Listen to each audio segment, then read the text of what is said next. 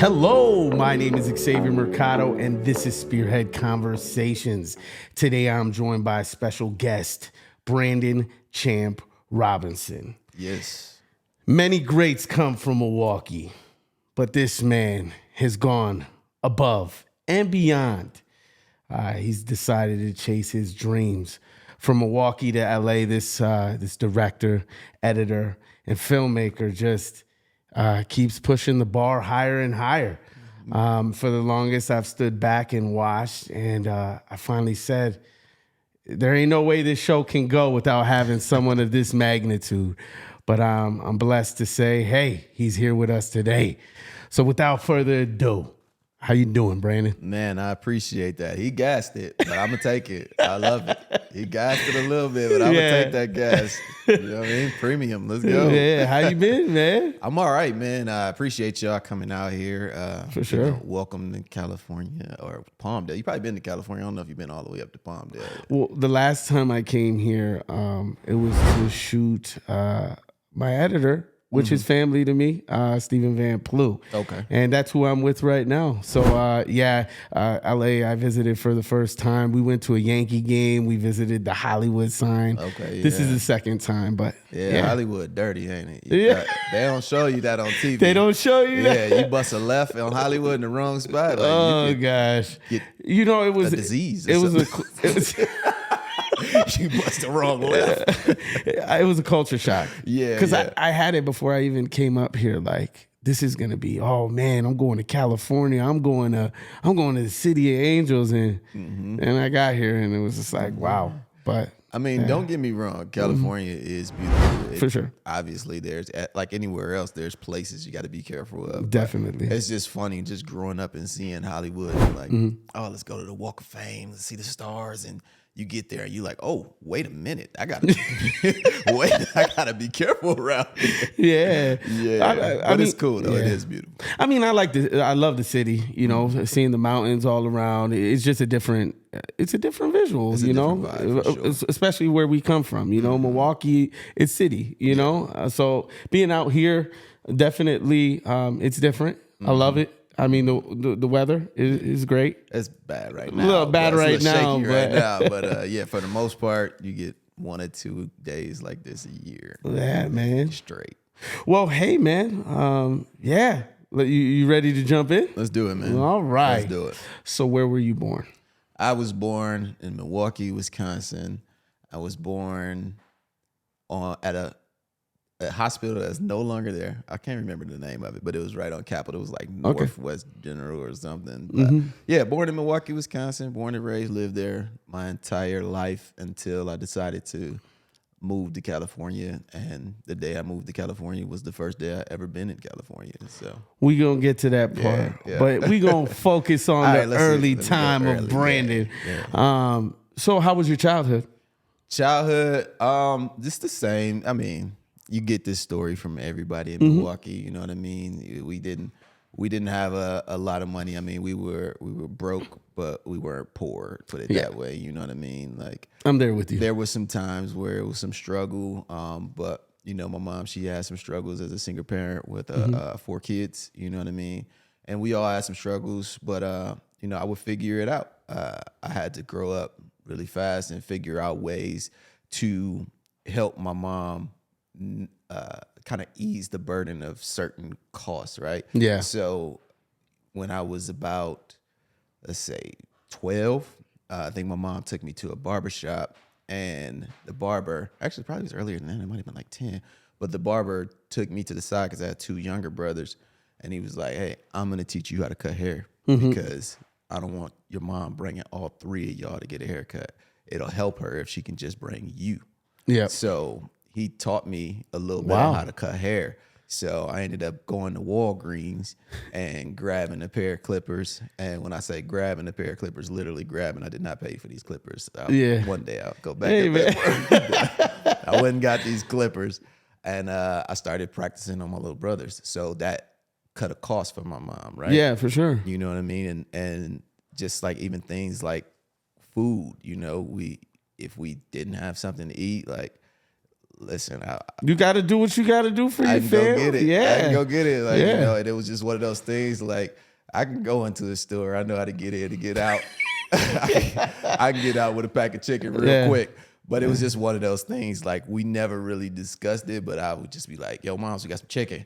Yeah. And, you know, I'm pretty sure she knew what was happening, but like in my head, it's just like, yo, we got to do it. Well, it's like, yeah, I grew up the same way. You know what I mean? Didn't have much low income housing, but we weren't poor. You know, we had each other. Yeah.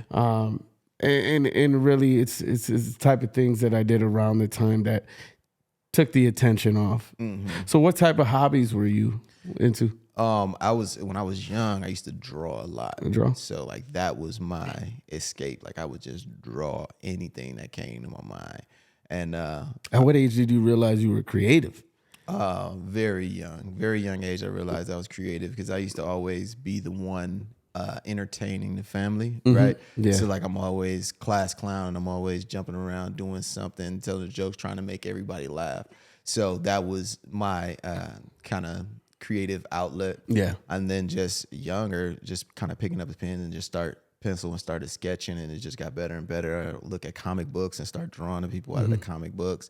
I remember in middle school, I won the yearbook contest as I drew like Dragon Ball Z, drew Goku.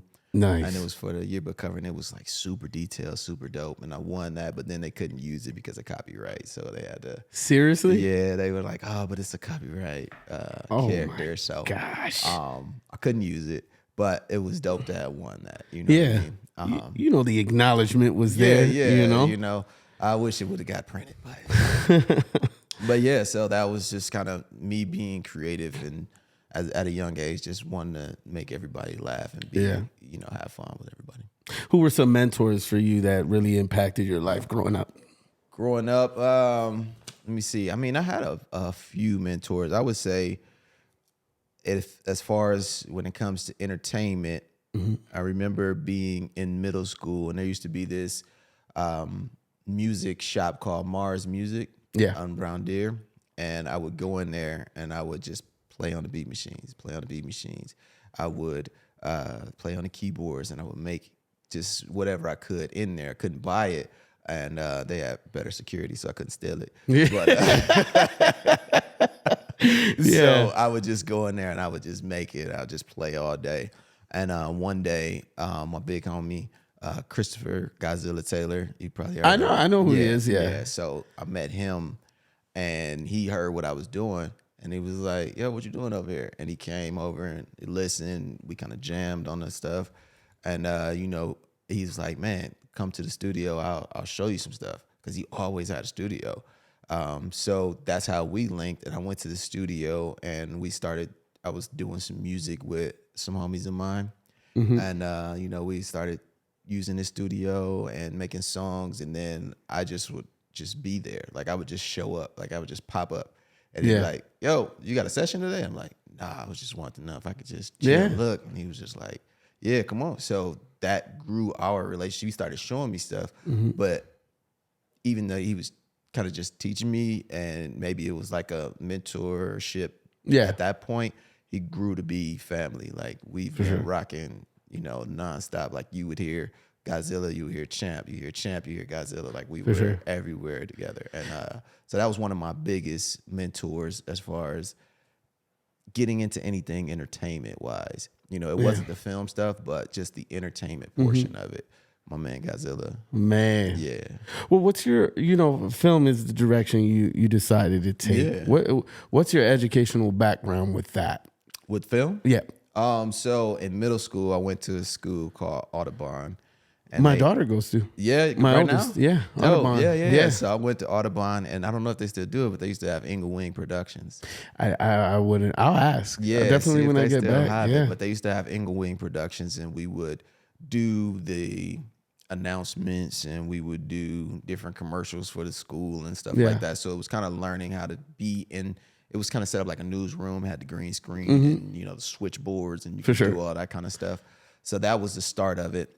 And then from there, kind of by luck of the draw, I was supposed to, you know, I don't know if they still do this, but you used to have to try to you have to put down on the paper 3 schools that 3 you schools. wanted to go I just to. did it for my youngest. Yeah, so you had to do 3 schools. Yeah. And then out of those 3 schools, they picked. So I took my paper home, and my mom had to do my 3 schools, but she was so busy just doing stuff and working that she never actually got to do it, and I never turned it in. Yeah. So at that point, if you don't do it, you just get placed in high Wherever, school. Like yep. they're just like, all right, you're gonna go here. So I ended up getting placed in Marshall, John Marshall High School. Yep. I think it's called Milwaukee Marshall now, but John Marshall High School, which turned out like I didn't want to go there, but it turned out to be a blessing, right? Nobody wanted to go to Marshall. It wasn't known for anything, but everybody that went to Marshall at that point loves that they went to Marshall. Like it's a really tight group, my graduating class, and people who were there at that time. We all kind of keep in touch in some way, shape, form, or fashion. But I ended up going there, and they just so happened to have a TV program, a video program. And when I walked by my freshman year, I was looking at it, and I followed a girl into the classroom. I didn't know that they were in the classroom. So I followed her. Chasing tail. No. Yeah, definitely bogus. Chasing tail. Followed her into the classroom, got into the classroom, and was like, what is this? Yeah. So to be honest with you, I don't put no blame on my mom, because my mom didn't know of this, but I went to South Milwaukee. Okay. And, now that I realize that they do have these particular schools that focuses on trades and certain type of career paths, man, had I known, I just, it's one of those things I wish it would have crossed my path. Not that I'm not doing good with it, but like, no, you're doing great, man. it would have really inspired It early helps, on. right? Like, Yeah. I didn't know, and by the grace of God, I was pushed in that path. Yep. I don't know why he wanted me to follow this girl. It Yeah. is not my wife. Yeah. You know what I mean? Definitely. But this is who I was just supposed to follow at that point to find that room, right? And that room, that program, immediately went to my counselor and was like, yo, I need to be in this program. How can I get in this program? And she was like, no, that's a junior program. So it's like you can only get in that program. Upperclassmen, yep. So I was like, man, that just sounds stupid. Like I'm Yeah, for there's sure. no reason like I should have to wait for that elective or whatever. So just kind of badgered her like throughout the year. And she let me get in there my sophomore year. Wow. She did. She let me get in there my sophomore year. So definitely thankful to her. She saw for the that. fire. Yeah, She saw man. I the mean, fire, probably wasn't nobody else trying to fight to get in that class. Yeah, for like sure. I probably was like the only one, maybe another person, but she saw that I was passionate about it and I wanted to be in there. So that from there, I met Miss Sattler. She was great, and then I met Miss Sappho. She took over that class, and it just kind of went from there. Yeah. Yeah, I started making mixtapes for the basketball team and people playing. So like And1 was hot at that point. Oh, and one. Skip to me, And1, Lou. Yeah. And1 was hot. So I just take the Escalade, cameras to go to open gym. They know I was coming like, oh yeah, champ, come with the camera. Da, da, da, da. So I shoot them, and then I go and back up to the editing room and splice it all together. And then I was like, they used to have this room, this closet full of millions of tapes. Again, here go my stealing, but going, taking the tapes, making the tapes, dubbing them, and I'm selling them in the hallway for like $10. The grind is real, the bro. The grind is real, but like again, that was me finding a way Yep. to take some money back home and to do some other things. For you sure. know what I mean? But What when did you realize that this was a career path you wanted to take? Like where you knew like this is meant for me? I would say that I was always doing it, but I was still in a different place. So like after high school, I didn't go like directly to college or anything. So I was cutting hair. I ended up becoming a barber, so I would cut hair. I worked at fast food places. I worked at call centers and things like that. And then I was just doing music in the background and, making videos with the music. So I really thought that I was going to be like a producer or a rapper or whatever. So that's what I was focusing on. Yeah. And then just the camera just kept calling me like, just go shoot something, go shoot something, go shoot something. Finally started shooting it. And then it just felt like, I'm like, all right, I'm moving this way. I'm really wanting to shoot more than I'm wanting to go and rap or write a rap or make beats. I'm really wanting to pick up this camera more. So I started picking up the camera more and started doing music videos for people. You know, $150, $300, $500, whatever. I would do music videos. And in those music videos, it started off as just like performance, but then that just wasn't doing it for me because I'm looking at what's out there, and I'm like, no, man, this is something else. So I started adding storylines to it. Yeah. And once I started adding the storylines to my music videos, that's when they really went to the next level in the city, and people wanted to come to me for music videos because I was adding an acting element to it. Yeah. You know what I mean? And, people want to act. Everybody think they can act. Yeah. So you can act like yourself. Just all you got to do, be yourself. So I would add an acting element to the music videos, and people were just eating that up. Yeah. So that's when I kind of figured, like, all right, I got something with this. And I did decide at that point, maybe that was like 2008, I want to say. Yeah. And I moved my family to Madison, Wisconsin, and I went to this program, this institute there called Madison Media Institute. Yep. That's where you met Godzilla? No. I met him way before that. You met him way before, but together. he ended up... Oh, you went together? We went together. Gotcha. So we both kind of decided at the same time. We was like, yo, we want to take this to the next level. He was like, I'm going to go to Madison Media Institute. I was like, I'm going to go to Madison Media Institute. So he went for the audio program. Yep. And I went for the film program. Yeah. And that's just kind of like where we didn't grow apart at all. But we took our two skill sets and... A different direction. Yeah. And then we just kind of figured it out, and we grew in those two different skill sets. And the crazy thing is, now that I went this way to do this and he went that way to do that, now it's like every project we're back together because it's a marriage, right? Audio and video is all a marriage. Oh, for sure. So anytime I have a project that needs the audio work, Send it over. I'm sending it over. Whenever he needs video, he's sending it my way. You know what I mean? It's that bartering, man. Yeah, man. And it's not even that anymore. It's not even, I mean, we know that we can It's do collective. that. Yeah. We know that we can do that. But at this point now in my career and when I'm taking my company, this is my sound guy. So when I am billing people or putting together proposals, I'm putting his full rate in there. Like, oh, wow. Like, no, That's beautiful. You're growing together. I need to do sound, and he needs $5,000, $7,000 to do. You sound like me and my family behind the camera right now. Exactly. You know what I mean? That's exactly what we're doing. He comes to Milwaukee. We got to set up. Come to LA. He got to set up. And it's just, it's someone who has the same vision as you, and someone that wants to see you succeed as much as you want to see them succeed. Absolutely. And you got to grow together. And that's like the one person I can say, like, we really kind of grew our business together. You know what I mean? And whenever we can throw money each other's way, we can throw money each other's way. Like, if I do a project and I know it's a passion project and it's something that I'm doing, I didn't really have any money behind it, I can send it to him and he'll be like, yeah, I'll do the sound. Don't worry about it.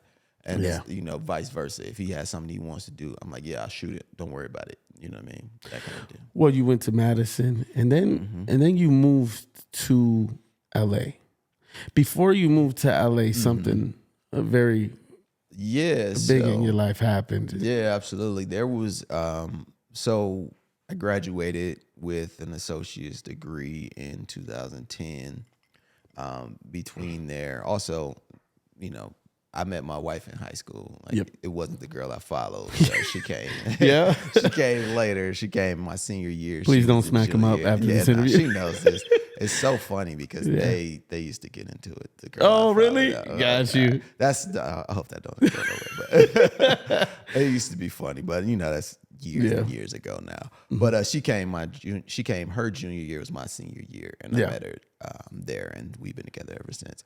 But we moved to Madison. I finished school, and I still had a studio where I was doing both things out of. Now I was doing music and video out of. Yeah. Again, that hustle. I would get that side money, selling studio time for $25, $50 an hour. Yeah. And then also, okay, we made this song, hype him up. This song dope, let's shoot a video. Yeah. Now you got to pay me to shoot the video at the same time. You know what I mean? So everything's going good and, no problems. But I had a mass kind of growing on the top of my scalp. Yes. And I didn't know what it was. First, I thought it was just like a vein. Like I was like, it's just a vein. I got a vein right here. I can feel it. It's weird, but I'm like, it's life. It's a vein. It was pulsing, right? But over time, it just started to get bigger. And I think I was at the controls mixing something one day, and one of my guys, he was like, "Damn, what's going on with your head?" Like I can't see it. It was like right here. So he was like, "Oh, what's got this knot right here? How this happen?" And I was like, "Bro, I don't know. It's just a vein." He said, "No, that's bigger than a vein." You know. So my wife was looking at it. She was like, "Yeah, that's weird." So I ended up going to get it checked out, and it was it's called an AVM, arteriovenous malformation. Yes. And it was basically like the blood vessels were pumping too much blood to the capillaries. And the if I'm explaining this right, the capillaries, they try to keep up. So in order to try to keep up, they grow. Yeah. But at some point they can rupture and it'll cause you an aneurysm or whatever. So I ended up having to go and get that taken care of. Got to UWM, and they checked it out. The first time somebody checked out, it was like, "Oh, it's just cosmetic," and da da da da. And my wife was like, "Nah, always get that second opinion, man." Yeah, and Dr. Ahmed, I met with him second. He looked at it. He was like, "Yeah, this is something else." So they did the CT scan, the CAT scan, whatever it's called, and they found it. And he was like, "All right, yeah, we got to take care of this. We're gonna have to, set you an appointment to do a neurosurgery." So I was like, "Dang, I don't really understand this." Started looking it up. Didn't really know what was going on. Scared out of my mind. Of course. Never broke a bone in my life. Never had to have a major surgery. Never had to have anything major medically happen to me. So this was like crazy. I don't know what's going on. And I'm like, all right. So we set the date, go to do it. You know, my mom, friends, grandma, they all came up. And we're all in the waiting room, or for sure. I'm in the bed and they're all around. We pray, we laugh, we joke. And it's supposed to be like a 2-hour procedure. So we get ready to go. The lady with the anesthesia comes in and she hits me with the anesthesia. Again, never had anesthesia before. Don't know what's going on. Yeah. Feel it immediately. In my head, I was hilarious. I was cracking so many jokes in my head from what they told me. I said one joke and I was out. So I put on a whole stand-up in my head. Yeah, they were like, "Nah, you said like one thing." We laughed and he was gone. Yep. So it was supposed to be a 2-hour procedure. Immediately was out. Took me back, and what felt like a blink of an eye, it was like out, up. And when I woke up, I was laying on the table, and it was a bright white light. I'm in the bed, the bright light above me, and I'm like, "Damn, I didn't make it."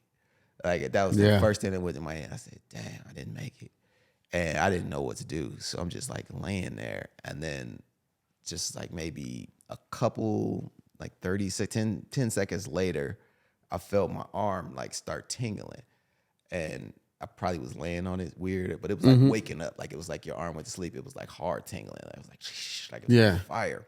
So I look over at my arm, and then that's when I seen people, and I was like, "Oh man, I made it. I'm still here. This was easy. It was good." I come out. I had no idea it was 8 hours later. Holy. So I completely have no idea what happened. I lost everything. Like they went in, they did their surgery. Like it was a surgery where they had to go through my groin all the way up to my head with the camera and the machine and like cauterize all these blood vessels that were doing it. And I come out, it's 8 hours later, and I'm like, "Oh my God, like how did I lose? I don't know what happened." So I'm very dizzy. I can't really do anything. I'm trying to eat. They try to get me to start eating. I'm throwing it up, and I'm just in ICU for like 2 days because they got to monitor me and make sure I go to the bathroom. And, I had a catheter. Like it was the worst thing ever. You know what I mean? But I was happy that I felt like I had a second chance. Yeah. to do what I needed to do. And the whole time laying in that bed, I'm just thinking like, man, if I had have gone right now, I don't know what I would have had to leave my family. Yep. I don't know what they would have done. I didn't do anything that I feel like I was supposed to do.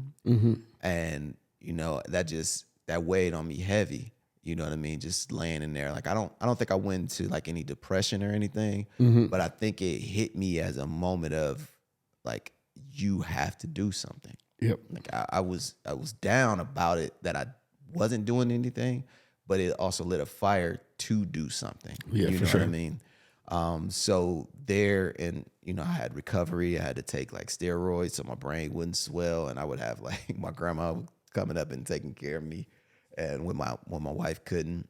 And I just remember I had to take a bunch of steroids, and then like every 2 days, a little bit less. Every 2 days, a little bit less, a little bit less to wean me off of it. For sure. And I was having real life roid rage. So I remember like everything irritating me, but I know in my head, I know that everybody is trying to help me. For sure. But everything is irritating me. So I would just be very quiet. Yeah. And I would just lay down and I would just be like super quiet.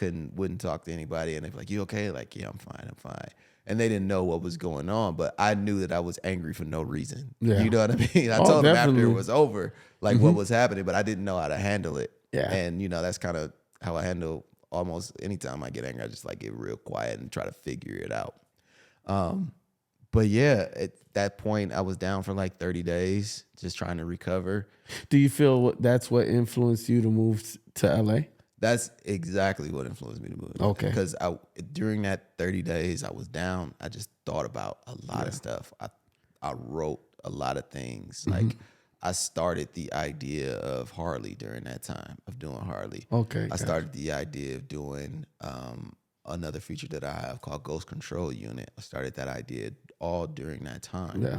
And I made the plan, you know, it was like 2012, made the plan that over the next year, I was going to do what I had to do to get to California. So we just took that year, we saved, we downsized a bunch of stuff, we sold a bunch of things. And, you know, when the time came, my wife, she came out here first and she found a job because I knew I wasn't going to look for a job. So, you know, I thank God every day for her because we had some saved up, but until I could figure it out, she was holding it down. You know what I mean? And especially with 2 kids and 2 dogs, you know, we did everything, you know. So we packed everything into a pod.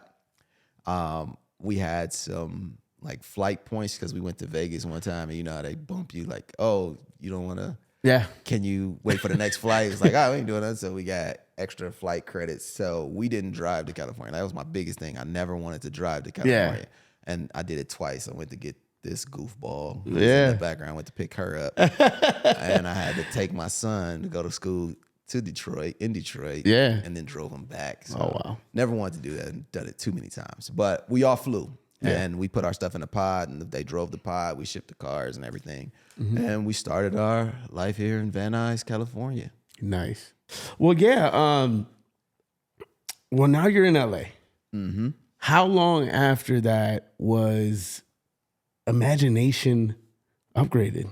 So Imagination Upgraded, it was actually created right before I left because I did Harley Quinn in Milwaukee. I was living in Madison, but I did it in Milwaukee at that point. So it was created like a little bit before I left, and it was put on paper in 2014, which is like June or July. My 10 years on paper is coming up. That's when I created the LLC, but it was actually created as a YouTube channel before that, like the time where I was trying to build my way to get to California. And it was created out of, one, I wanted to have something to show that was dope when I got to California. For sure. And 2, I just loved the character Harley Quinn. And in my head, I knew that, in my head, I felt like the DC characters, the heroes are good, but it's always been like the villains that had like the best story. Yeah, they got the best story. So I felt like, all right, I want to get my YouTube channel up. I want to get some eyes on me. What can I do? I didn't want to just jump out and try to do something that nobody knew. So I kind of did like the bait and switch. I'm like, all right, I'm going to take this character, I'm going to take the likeness, and people are going to see it. They're going to know the name. They're going to know the face. I'm going to put a spin on it. And then I'm going to tell a story that I want to tell through this character. Yep. Right. And through these characters, because I used a bunch of them. So I just took that and put it together. I put it out as a trailer at first. Yeah. And the trailer actually had a different person playing Harley Quinn. And then, that person fell through. We obviously didn't do the full thing with her. Yeah. But I found who actually played Harley Quinn, Courtney. And it was cool that I found her because she knew a little bit of Taekwondo. That's the one with the kicks, right? Taekwondo? Yeah. Yeah. So she could like kick and flip and do all this kind of stuff. So I was like, man, all these acrobatic stuff she can do. So yeah, that's how that came to be. So that was the birth of Imagination Upgraded with the YouTube channel. Nice. And then it grew from there to what it is today. How would you describe your filming style with the type of content you've created? Man, it's always so funny when people ask me that. Like when I was growing up, when I was starting this, not growing up, when I was starting this and I was building or finding my style, people would be like, man, you got a style. Like, I just like it. And I didn't even know what it was. Like, I couldn't put my finger on it. I just knew what I like to see.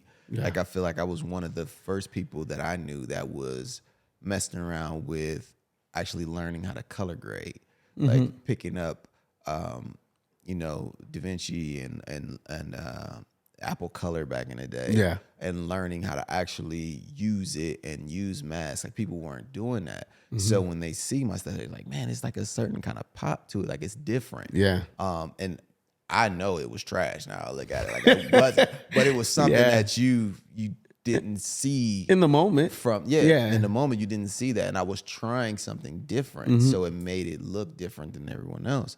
So now I think my style now is I like the moody look of things. I like to be contrasty, but I think my style is leaning more into directing. I find just pulling out as much emotion as I can from my actors. Yeah. And then what can I do to enhance that? Like, what can I do to upgrade that, right? Like, that's what Imagination Upgrade is built on. So I love to find ways to use, be off speed and use different frame rates and things like that for certain things. I love to find probably every short you'll ever seen me do, or everything I've done has had some form of slow motion in it. Like I love just slow motion and that surrealism. So I still can't really put my finger on what to call my style, but when you see something in mine, like it. It's a feeling. Like people can feel for sure something that I'm doing. Like you can tell it was something that I did, which is I think is something that you need. Like it's even if I can't call it out, people can see it and they know that, oh, I like that. I see what you're doing. You know what I mean? So when people ask me, I have no idea. Yeah. So now you have Imagination Upgraded, with a lot of filming. What's your approach to the creative process with actors, actresses, and crew members? I mean, you have a pretty big job in this operation. I do. It's funny because I'm just now, even though like I started Imagination Upgraded, I don't think I ever really looked at myself as like a founder. So now I'm really realizing that, I am a founder of this company, and I have to like start to move that way in building it, right? Yep. I always say like over like last year, I kind of realized I was doing my business, but what I was doing is I was just a person working that just so happened to have an LLC that I was running through. Like I wasn't actually building Imagination Upgraded. I didn't give it a direction. I didn't give it a purpose, right? It was just something for me to say it's my company, like sounding cool. I didn't give it a purpose. So this year I decided to give it a purpose. It started last year, but like I know like the exact purpose that I'm going toward, right? Yeah. So like I'm building something with this in mind now. So when it comes to the creative and crew and things like that, I'm heavy on people of color.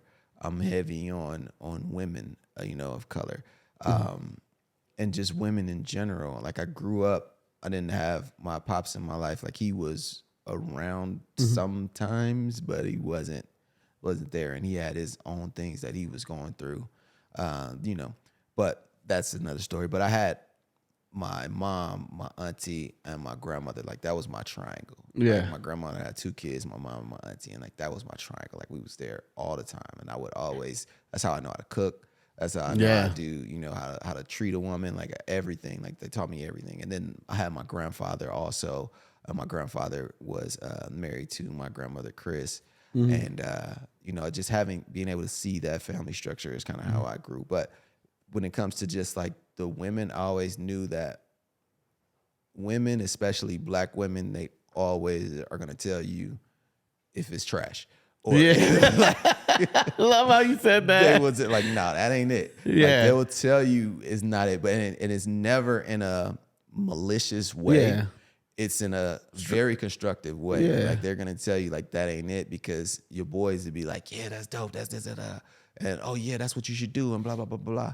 And you end up with all these yes men around you, and people just trying to either I don't know ride your coattails or just like whatever. Yep, They sure. don't know what to say.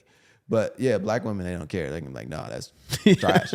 You know what I mean? So that's always been in my head, especially like with my wife. Like she is my biggest supporter. She's gonna always like push me to do everything, but she will immediately tell me like if it's wrong and it's not cool, like this person ain't that, or that person won't do this, or you shouldn't do that thing. I don't think that's a good idea. And and it's always a conversation like, oh, why shouldn't I do it? Or this is what I feel, or this. And sometimes she's like, oh, okay, I get it. Or sometimes it's like, nah, I still don't get it. So I kind of took that into when I'm crewing up, right? Like you get people of color, you get women, and the women are always going to make sure it's right. Like, you know what I mean? They're going to make sure that everything is on point. Yeah. So that's kind of my approach to it. And as far as just the creative, we figure it out. Like if I'm working with a client, I take into consideration what they want to do, what voice they're trying to portray. Like if it's a brand, learn that brand voice. And then in my head, it's always like, okay, what's the next level? Like upgrade it. Like what can I do? Like how can I put my creative into it? Like you're coming to me for a reason. Like I'm not an employee of yours. You may hire me, but I'm not an employee of yours. I'm a partner in this, right? Yep. So you want my expertise in some shape, form, or fashion. So how can I add to your brand to push that? And that's just kind of how my creative process goes. I love the way you put that, because it's the truth. I mean, you have a vision in sight. They come to you, and your job is to project that into the world and get it spot on. What were barriers what were barriers you faced with this path once you started Imagination Upgraded? Well, there's always the barrier, the skin color comes with you get that for sure. But I think with that, I feel like I'm always always have to prove, you know what I mean? Yeah. Like no matter what you see, if you come to me and you see this and you see that, like, oh, it's dope, but it's always like, but you know what I mean? It's like I'm always having to prove more and show more of what I can do and like go even further above and beyond than I already do. Yeah. Just because, people are like, You feel like you're starting to step back before the race even starts. Exactly. I mean, as a minority, I'm Puerto Rican. I'm 100%. Growing up in a suburb that's predominantly, what it is. Yeah. You feel out of place, and through that, you every workforce that I've entered, I've felt the same way as you. Yeah. Absolutely. You know what I mean? You're going to have to work 2 times as hard to create not only a name, but a certain way you want people to respect you. Exactly. So yeah, I can relate to that. mean, you get it, being Puerto Rican, and it's a barrier, right? Yep. It's something that you have to get through. It's something that I've dealt with forever, and it's something that I'll probably deal with forever, but I have to figure out how to push past that, right? Yeah. I can have some frustrating moments. Some people maybe landed some contracts or a job over me, and I can go look at it and be like, yo, what? Nah, this is crazy. Like, I can't believe they did that. Another barrier that I found is I had a big problem with undervaluing myself and undervaluing what I can contribute. And I would price it undervalued, right?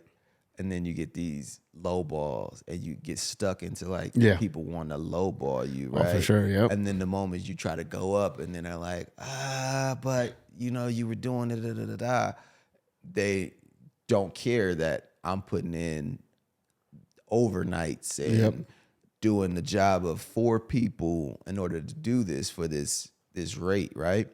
And I had a guy hit me up. He liked my stuff and he wanted me to put something together for him. And this was my eye opener. I told him how much it would cost. Mm-hmm. And he came back to me and he said, do you know what I asked you for? And I said, yeah, I can do this. You asked me for this and that, da. He was like, well, that rate is too low, and I don't think that you would do a good job because of what you're charging. Like, he just told me. He was like, yeah.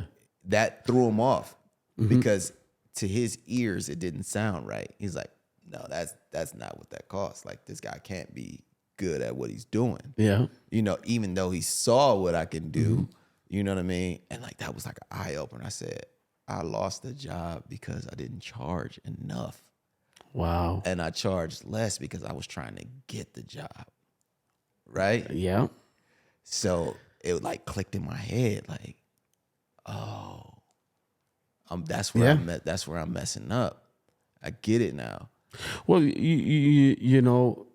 I guess as any entrepreneur, when they first start out, that's the goal. Mm-hmm. Get a client that actually wants to work with you, and through that, we overlook. You do. We overlook our talents. We overlook what we're capable of, and it's basically our bar at the beginning is trying to be humble and have a lot of humility. But even through this journey with me, people don't realize, like, in the beginning, I was being introduced to somebody, and the way I was introduced was, oh, this is Xavier. He does a small podcast. Yeah, no. And it's one of those things. Don't hit me with, that's your little podcast. Yeah, don't hit me with that little podcast. You know what I mean? I was like, and you know what I mean? I've always used that as a something to just the drive and the fire of why I'm doing this. But as I've evolved over the year, people don't realize it's like now people want to work with me. Right. Okay. Exactly. Well, you want me to do this type of production for you because you see the quality. Well, you're gonna have to come out of pocket. And it's not to say, hey, you can't afford me. It's just to say, you know what I mean? As I evolve in this, the thing you don't see is how much I've invested. Exactly. And I mean, you look around, like, I mean, okay, you got some behind the scenes cameras here, right? So like, if we did a graphic overlay of just the cost of items in this room right now, right? You know what I mean? Not to mention the cost of time, education, bumping your head, just emotional stress, you know what I'm saying? Time away from your kids, time away from your family, like, there's times like I had to figure out a balance, like with my wife. Like, I know my wife likes to have dinner at the table with the family. Yep. Like, that's it. If I can do that, I'm straight. You're straight. Like, I can get away. I can dip off. But it's like those little things that you have to learn. Like, it went through a lot of like just bumping my head like, oh, you see I'm trying to work, I'm trying to do this, you see this, but and then realizing like these little things. Yeah. You know what I'm saying? But that's also when I learned the power of like no, right? Yeah. When that guy told me that. For sure. Like it's just like, all right, well, now I have to give rates. And if they say, can you come down? Then it's like, no. You know what I mean? And that's a complete sentence. No. Yeah, for sure. I'm happy you see your worth now. Yeah, man. It was tough. Like even when people saying like a small podcast, you know, somebody, and these are people who I just come across. Like they told me like, even with the Harley Quinn, like saying it was, I do a web series. No, you do a series. You do a series. Yep. No one else can, you know, that's not an easy thing to do. Yeah. You did a series. Don't diminish it by saying it's a web series.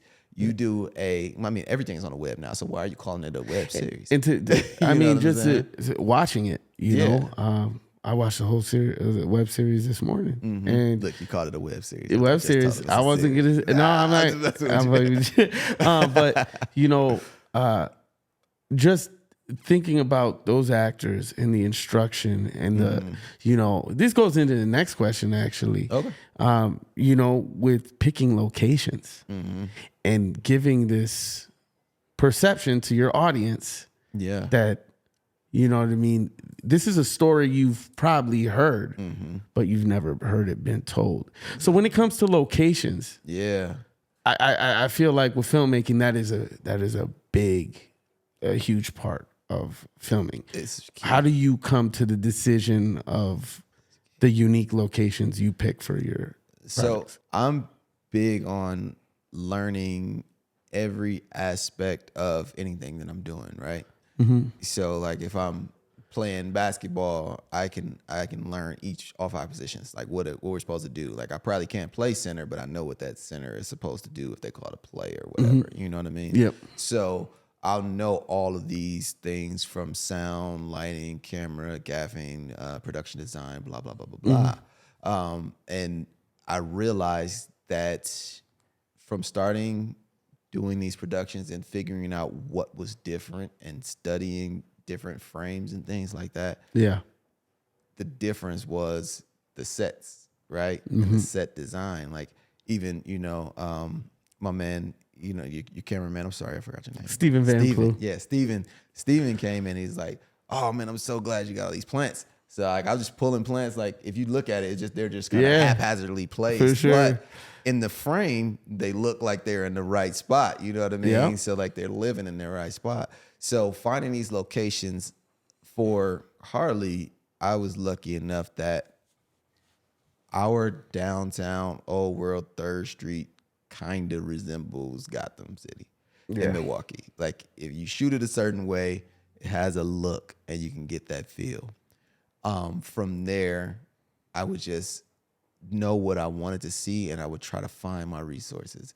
The best thing about Milwaukee is like when you know some people, you can find resources to do anything. Like they'll like, yeah, for sure. I'm not doing nothing this day. Come in, y'all can have it for a few hours, you know, no cost, you know what I mean? Like just stuff like that. So finding those locations and then being able to shoot them properly that make them have a look to it, right? Definitely. You know, just studying your angles and you know, your focal lengths and lighting and things like that. So now that I am, you know, trying to elevate to the next level, like I have a production designer who is her name's Louis Garcia, Louis P. Garcia, Killer Creative and Design is our company, and another woman of color. Yep. Amazing. Everything she does, like if you look at Poison Ivy, she designed everything that was Poison Ivy. Yeah. I gave her my ideas,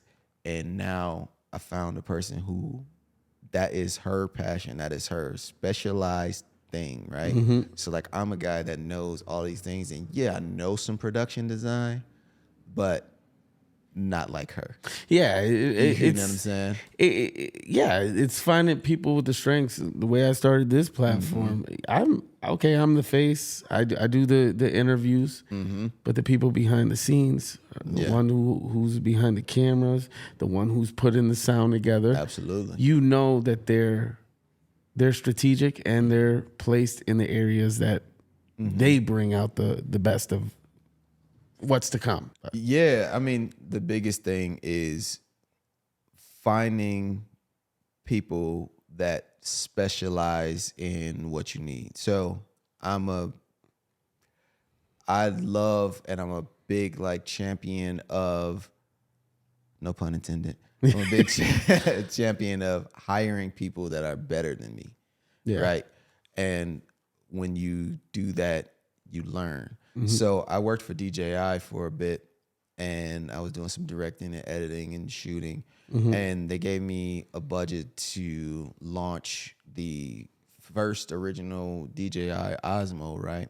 So I'm like trying to figure out what I can do and how I want to do this. And I realized like, okay, there's an opportunity here. I got a budget. I can hire somebody really good and I can just pick up on what they're doing and like pick their brain. And that's the best way to get knowledge from somebody that I found is to pay them, right? Hire them, you know what I mean? I can't come just like begging for your knowledge that you paid for and that you've accrued in your experience, but I can hire you. And now while we're on set, I can say, yo, what you doing with that? Like, how do you do that? Yeah. Oh, that's dope. When did you pick up that skill? Like, what did you do? For sure. You know what I mean? But now I'm paying you your full rate, so it doesn't even matter. You know? So I went and hired a ASC cinematographer. You know, obviously everybody knows ASC is like top of the line. So I went and hired one of those guys. So here I am, new in California, little director with this ASC cinematographer. His name was Steve Gaynor. Really cool dude. We kept in contact for a little while, but he was nice enough to just kind of be giving me knowledge. He never touched the camera. So in my head, I'm like, what you doing, bro? Like, you good. He never touched the camera. And I've always, to that point, I shot everything that I did, right? And he was just so calm about it. He had a cameraman that came with him. He never once touched the camera. He came in, he was like, yo, put that there, give me that. Told the gaffer, give me that over there, turn that up right there. And he would be like, champ, come here. And I come over to him. He was like, pointing at the monitor. He just sat at the monitor. He was like, look at this. What do you think about this? What do you like? What don't you like? And that just put me in the mindset like, oh, this guy, this is what it is. Like, he's literally a director of photography. So in my head, the director of photography, you need to shoot this. And some do, like obviously he probably shoots as well, but that wasn't what he needed to do at that point. He needed to direct the picture, right? So it was just like these little things that I didn't get, you know, at Madison Media Institute. So I didn't know. So it's like these little things that you learn by doing. It's incorporating, you know, the client. He wants to see your vision. So through that, he really needs to understand what you see. Yeah. You know? And it was crazy because I'm pretty sure he could tell like I was green. So he kept calling me over. He was like, no, look at it. Tell me what you see. Like, what do you want? Do you like that? What's the next shot? So I would tell him and he's like, okay, so then we're going to go from here to here. And because we did this, we're going to do that. And it's going to make it easier to transition and blah, blah, blah. And so that really helped me again, like in growing this, you know, what is, you know, Brandon Champ Robinson, you know what I mean? Well, you know, talking about that and the way he incorporated with you, you know, when you're filming, it's like with the question before about how you approach with actors and crew, like crew members. How do you, especially with actors and actresses, how do you get them to bring out their most compelling performance? I think now I'm really lucky and really spoiled because I am in a ocean of amazing talent, right? Yep. So I just have to find who I think can portray that character, you know what I mean, through auditioning and things like that, right? There's so much talent here in California, and this would be talent that you don't know, you've never seen them, but they do the work and they're really here for a purpose, right? Yeah. So after I find that person, now it's just about being able to convey what I need them to do on the screen, like what emotion I need them to bring, being able to figure out how each actor or actress is different. Like they respond to certain things a different way. Like it's like I don't want to compare them to children, but like I know that my oldest son, I have to handle him this way, but my middle son, I can't do the same thing. It's all in the approach, And then the baby, I can't do anything. She just does whatever the hell she wants to do, right? So like, you got to know that as well. So it's figuring out how to approach and how to make sure that you are prepared enough to deliver that message to them and make sure that they trust you, right? When I did my first feature, I had, again, Super Green. I had a DP who came on, and, you know, we clashed a lot in the beginning. What does DP stand for? Director of photography. Okay, director. Yeah. Okay, gotcha. So we clashed a lot, and I think we clashed a lot because I was brought into it. I was brought into something that was already moving. Yes. So I wasn't able to choose a DP. I wasn't able to talk to her. I wasn't able to figure out how she worked. She wasn't able to figure out how I work. So there would be certain things that I would want, and then she would see it a different way, but we never had that moment to build a relationship in jail. You know what I mean? So I would see something some way, and I would want her to do something, and then she would be like, "No, I can't because and I'm not doing it." And it was weird to me, but at the same time, I was seeing things one way and trying to protect my vision, and she was seeing things another way and trying to protect her vision. Yeah. And we didn't get to that point. I think towards the end of shooting, we kind of got an understanding. You know what I mean? But that is another thing of like, that's a crucial role in the setting the atmosphere. Well, you set the atmosphere because, for example, the director runs the ship, right? We're in charge of everything. Okay. Yeah. So, but my main thing when we're on set is I need to make sure my actors are doing what I want them to do in front of the camera, right? So then I have my DP, director of photography, or cinematographer, whichever one you call it. They normally will be the head of the camera team, right? So 9 times out of 10, when you have a director of photography, that camera team came from her. So that camera team has him or her. That camera team, just saying her because So that camera team has a loyalty to her, right? So if she is clashing with me, then what you think the rest of her team is doing? Yep. They sided. Right? Yeah. They pick a side. They sided. You know what I'm saying? Because at the end of the day, I may never hire any of them again. But that DP, that's her crew, right? Yeah. She moves with them. You know what I mean? Yep. So I didn't understand that, and I was probably a bit bullheaded in that, and I think she was a bit bullheaded in that, and we clashed. It was both of our first. It's the learning experience in between, you know. It was both of our first, and you know, if she does see this, you know, I hope that she has forgiven me. I've forgiven her, and I haven't said it, but I do apologize if I made you feel bad about anything. Yeah. But it's growth, man. It's growth. I just didn't know. Like I was tossed into it. Like I knew what I could do because I'm normally doing everything. Yeah. You know what I mean? Yeah, man. And when it was time to like give somebody else a role, like I was still trying to control it all the way. And I learned like, no, like you gotta fall back. I learned that I say this is what I want to see, and then boom. Now that's your job to just take that and make it happen. And I just go over here and now do my other things. But that's trust too, right? Yeah. You know what I mean? Like I know that I can send something to Godzilla. I don't have to say anything. I just like, yo, I need this mixed and mastered. I got you. I come back, it's gonna be perfect. Yeah. You know what I mean? It's just I don't have to worry about it. It's I a have standard. gaffers now, like, yo, I need this light, I need this lit, blah, blah, blah. That's how I want it. And I can walk away. Yeah. You know what I mean? Like versus when I was starting, I'm like, I'm in there. I'm like, no, I can do it. I can move it. I never understood why people would say, no, you can't.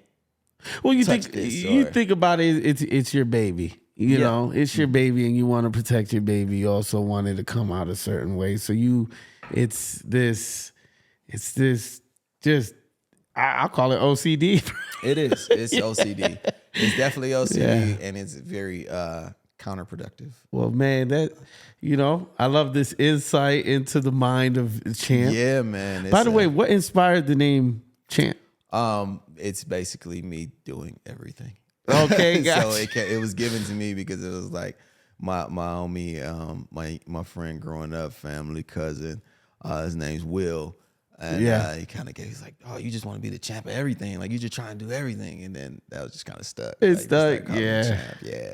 So that's where that comes from. Well, you are a champion. Thank you, my man. guy. I appreciate it. Imagination Upgraded also has a podcast. It does. Every now and then. Well, you know what I mean? You can add on to it. It's still a podcast. Yeah. I love the quality. Thank you. I love the guests you've had on. Thank you. And it's more so, and it's an extension of yourself. You know what I mean? Like, what inspired you to jump into that realm of podcasting? The podcasting came from wanting a need and want to learn, right?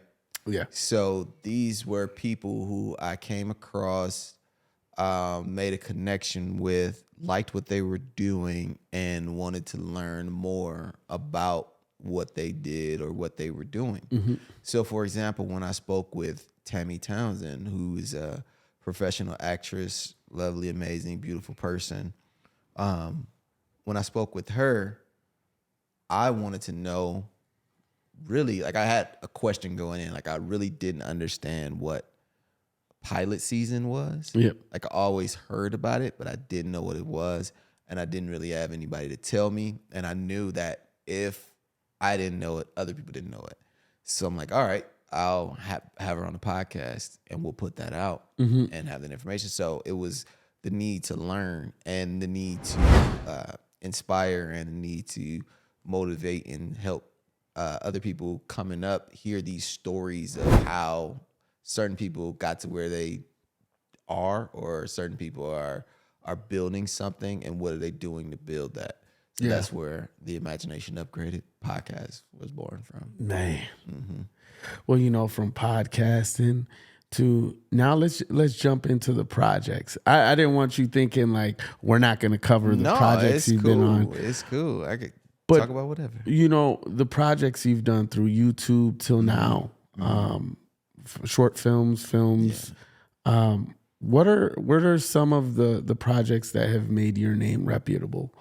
Well, this is what's crazy is a lot of people, like, sometimes I feel like a lot of people know who I am, they know my reputation, but sometimes it's not loud. Like, what I do is not really loud all the time, right? Yeah. So, like, I'm not running around with celebrities all the time. Like, I'm not taking pictures and posting them to Instagram with celebrities. Like, I have a few, but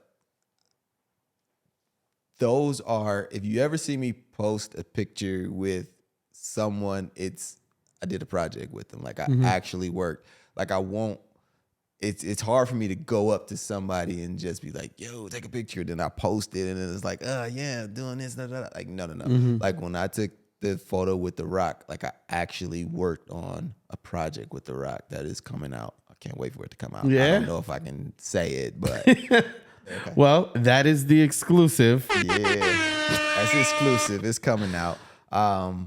When I worked with, Eddie Murphy, did a project with, I don't even think I've posted that picture yet, so you haven't even seen that one. But, well, Cedric the Entertainer. Yeah, Cedric the Entertainer, D.L. Hughley, Joe Torre. Joe Torre was like big uncle at this point. Yeah. Will Smith. Man, met Will Smith and immediately understood why he is Will Smith. Yep. Right? That's right. Like, immediately comes in the room. Yo, what's up, everybody? Speaking of, you know what I'm saying? Like, you did that spot on, by the way. I'm talking about come in the room like that. He's like 6'9". Like, he's bigger than you think he is, right? No wonder Chris Rock didn't slap back. Yeah, no, you got to chill. He can't. Oh, man, that's not how I want to remember my Will Smith. Man. But He came in, speaking to everybody, like gave us a book. His book had just came out, signed it, took the pictures. We did it was a documentary, so we just got to hear a lot of his story, and I can't wait for that to come out also. So when I say like I just don't think it's loud, people don't really understand what I do. And I think when they finally see it or they talk to me, they're like, "Oh, dang, you're doing a lot." You know what I mean? So I think the question was like, what thinks my name is? Yeah. What projects do you feel have really made it noise for you? Yeah, I think it's so. I got my first thing on Netflix, which was Spy Ops, which was really good. Traveled around the U.S. shooting that. I did some things with like, let's say like King Batch and Joe Torre, and I think it's just all these people that I do stuff with, but not necessarily even people knowing the project versus people following my story. And I think one thing that makes people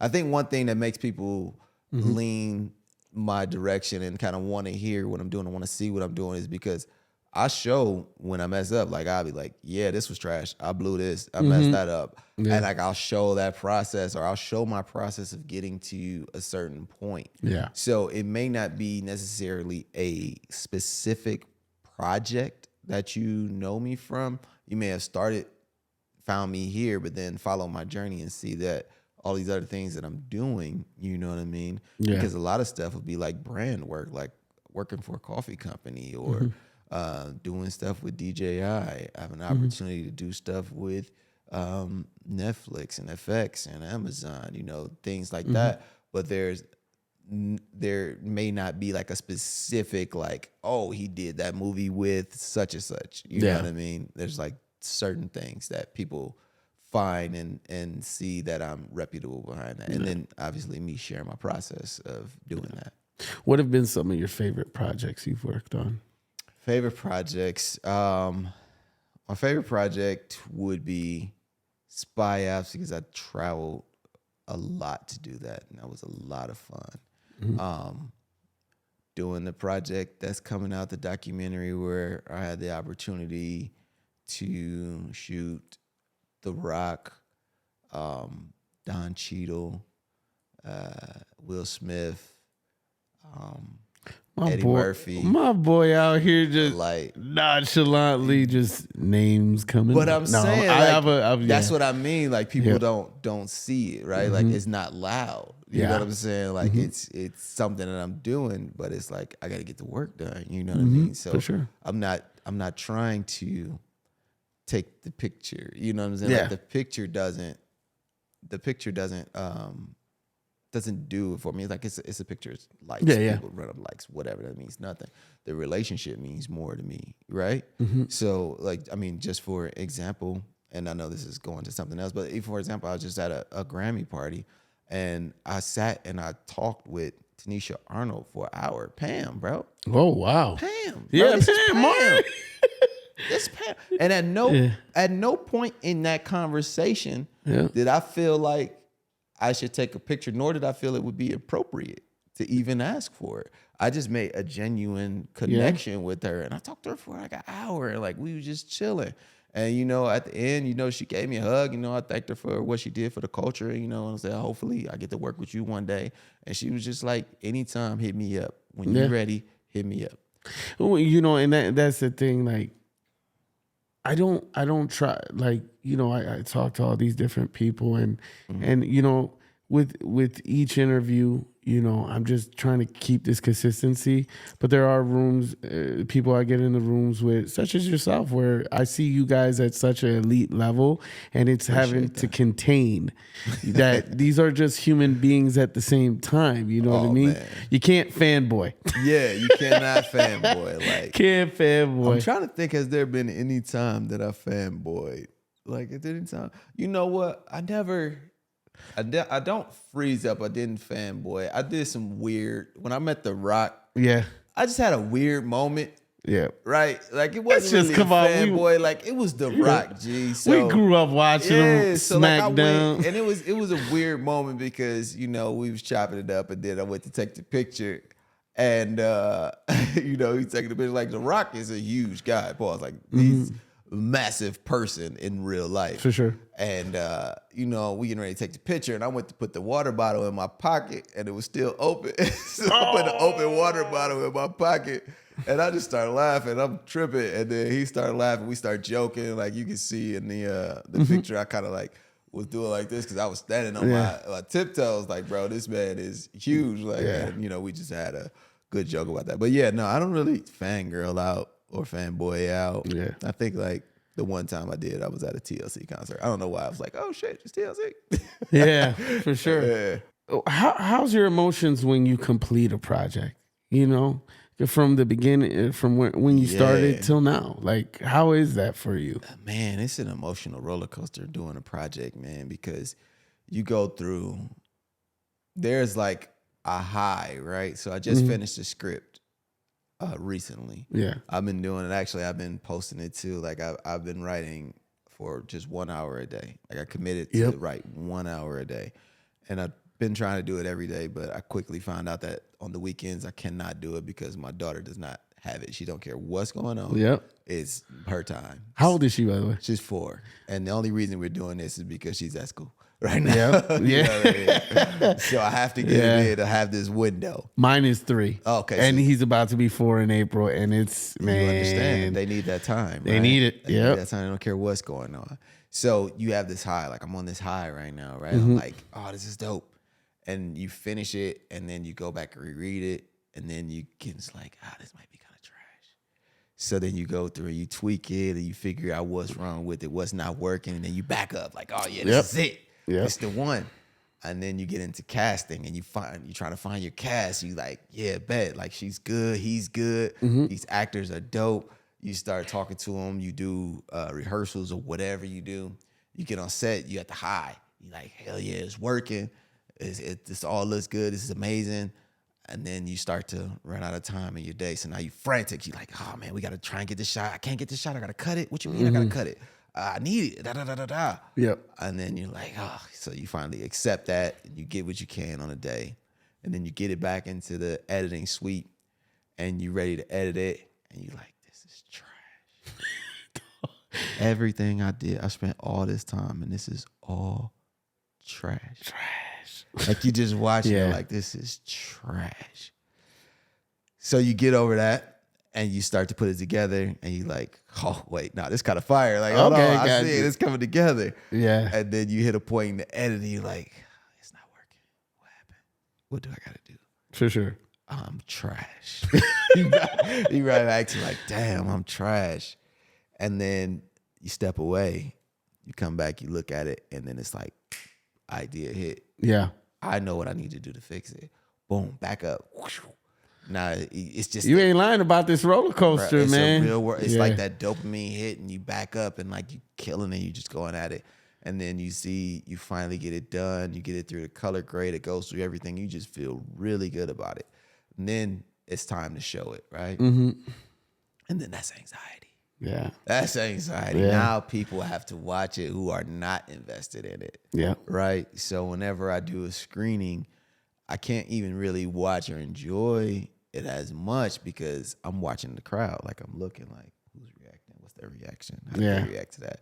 Oh, that was a joke. Did they laugh? Bet they laughed. Good. Okay, perfect. Oh, that joke, they ain't laugh at that one. They ain't get it. Yeah. Then I'm like, sometimes like, dang, why they didn't get it? Or they just don't get it. They that just was don't funny. get You know it. what I'm Yeah, saying? yeah. But you got to figure out to just kind of let that go and get through it. You know what I mean? For sure. So that's the emotional roller coaster of creating something. Yeah. Like, you think you're the best and you think you're the worst. And you find your balance. Yeah. You know what I mean? Man, this really comes down to this. What do you feel this career path, this set path, you chasing your dreams all the way out in LA has taught you? I think it's taught me that obviously consistency is key. A lot of it is that old saying is not what you know is who you Who know. you know, yeah. Right? A lot of it is that. Amen. A lot of jobs I get are 90% referrals. Yeah. You know what I mean? And I think for me, I finally found the direction of the company, right? Yeah. And where to focus it. And it's been there right in front of me the entire time. And I just wasn't seeing it Yep. because I was doing other things because I couldn't say no. I didn't have the no in me yet to be like, no, I'm going to do this. That doesn't fit what I'm doing.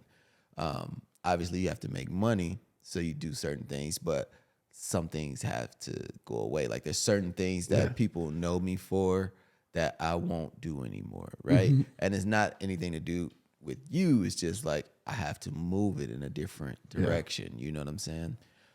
So in that direction being taking the Imagination Upgraded and being Imagination Upgraded Studios and like actually delivering movies, delivering films, delivering projects. You know, the goal is to get like a big theatrical release. But if I could take my stories, other people's stories, like I brought on a writer now, we're writing a bunch of stuff. I can take those and I can create those. I have all the gear that I need. I have the infrastructure, the team, the crew. Just find financing for it. Find ways to fund it independently and get it out there because it'll start, you know, here, and who knows what it can grow to. Yeah. You know what I mean? Man, this has been one conversation. Yeah, man. I hope you got some good bites out of there, man. Yeah, got some man. good stuff. I appreciate you coming out here too. I know it was No doubt. a drive from LA to get out here, Hey, but no doubt. yeah. I guess this is the question. What's the question? What advice would you give to our youth in the inner city and all around? Man, I think the first thing, especially for Milwaukee, man, like a lot of stuff I see from Milwaukee, like really breaks my heart to see it. And I think it comes from a lack of being able to see opportunity, right? And like my first piece of advice is just to know that there is opportunity out there. It's not as hopeless as you may think. Like your situation could be, you know, bleak right now, but it's not as hopeless as you think. You can definitely find an outlet. Whether it doesn't even have to be, you know, it may not be creative. Like you may not be a creative person, but you may find some business, you know what I mean? Like some other career path to go in that can change your situation. You know what I mean? Like you might be working in a call center, you know, customer service, but what if you put a little extra towards that? Could you be the director of that call center? Could you be in a higher corporate spot at AT&T or something? Like, you know, can you put that focus somewhere to climb that ladder? Yeah. You know what I mean? And it's not a overnight thing.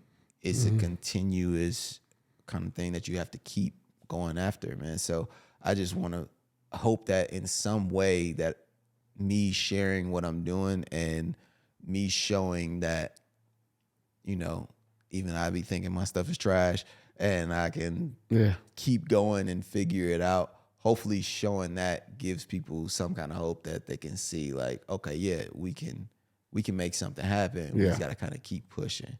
So that's the message that I want to give to Milwaukee at least. Yeah. And to just go see things, like go somewhere else because you get stuck in what you see all the time and you think that that's all you can have, right? For sure. Like I didn't leave. See past the block. You have to see past the block, right? Because if you, don't get me wrong, I love my city, but like you drive around the city is abandoned buildings everywhere, like just destitute, tore down this, tore down that, you know, just stuff that if you see that only, you kind of think that that's all you can do. But like, take a drive. Like you don't even have to fly anywhere. Get in your car and drive somewhere. You know what I mean? Like go everybody loves Atlanta. Go see what Atlanta's doing. Atlanta's got a big culture. I mean, they got their hoods and all that type of stuff too. Yeah.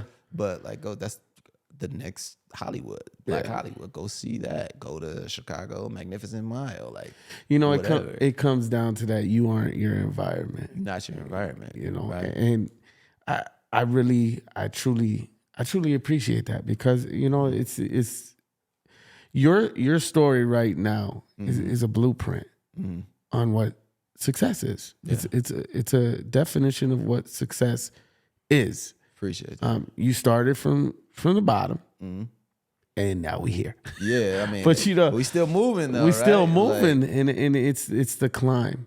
Today on the way here, man, it's a quote about a wolf. You're not as hungry as the wolf climbing as it is the wolf on the top of the mountain. You're hungrier. You're climbing, and with that, this is the reason why I'm doing what I'm doing. Yeah. And seeing your success and all the great stuff that is coming from your company is seriously, it's inspiring. Yeah, it's motivating. You know what's dope about that quote you just said is like, I understand that. Like, I am that wolf. Like, I'm still going. You know what I'm saying? I'm still trying to get, like, when I talk about seeing things, like, I had never been to California until I moved here. Yeah. Right? So, like, think about what that culture shock is, right? And then I go and I do a bunch of stuff around California.